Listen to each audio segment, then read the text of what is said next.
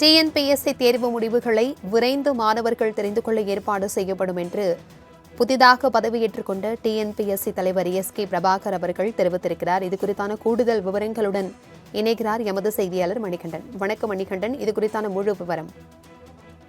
வணக்கம். தமிழ்நாட்டை பொறுத்தவரையில அரசு காலி பணியிடங்களை நிரப்புவதற்காக தமிழ்நாடு பப்ளிக் சர்வீஸ் கமிஷன் எனப்படக்கூடிய ஸ்டாச்சுட்டரி பாடி இயங்கி வருகிறது. கடந்த 2 ஆண்டுகளாக டிஎன்பிஎஸ்சிக்கு புதிய தலைவர் நியமிக்கப்படாததால் தொடர்ந்து புதிய தலைவராக தமிழ்நாடு அரசின் வருவாய் நிர்வாக ஆணையராக பணியாற்றி வரக்கூடிய எஸ். பிரபாகர் 2028 ஜனவரி மாதம் வரை இந்த பதவியில் இருப்பதற்காக ஆளுநரால நியமிக்கப்பட்டிருந்தார். அவர் இன்று டிஎன்பிஎஸ்சி தலைமை அலுவலகத்துல பதவியேற்றிருக்கிறார். பதவியேற்றுக்கு இந்த 2022 தலைவராக இருந்த பாலசுப்ரமணியன் என்ற நிலையில் இடையில 2 வருடத்திற்கு பிறகாக புதிய தலைவராக எஸ்.கே. பிரபாகர் பதவியேற்றிருக்கிறார்.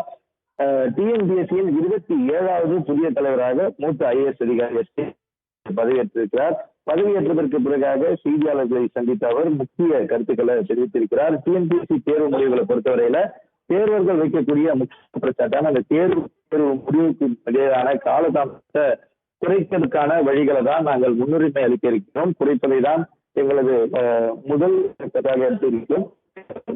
டிஎன்பிஎஸ்சி முழு செயல்பாடுகளை மேம்படுத்த என்ன அனைத்து நடவடிக்கை பிற மாநிலங்களில் இருக்கக்கூடிய நடைமுறை இருக்கக்கூடிய விஷயங்கள் அதை தவிர்த்து அவர்கள் பத்தினரிடமிருந்து வரக்கூடிய கருத்துக்கள் என அனைத்தையும் கருத்தில் எடுத்துக்கொண்டு டிஎன்பிஎஸ்சி மேலும் மேம்படுத்த தொழில்நுட்ப ரீதியாகவோ அல்லது கட்டமைப்பு ரீதியாகவோ மேம்படுத்த என்னென்ன நடவடிக்கைகள் எடுக்க வேண்டுமோ அனைத்தையும் எடுக்க தயாராக இருப்பதாக புதிய தலைவராக பதவியேற்றிருக்கக்கூடிய எஸ்.கே. பிரபாகர் தெரிவித்திருக்கிறார்.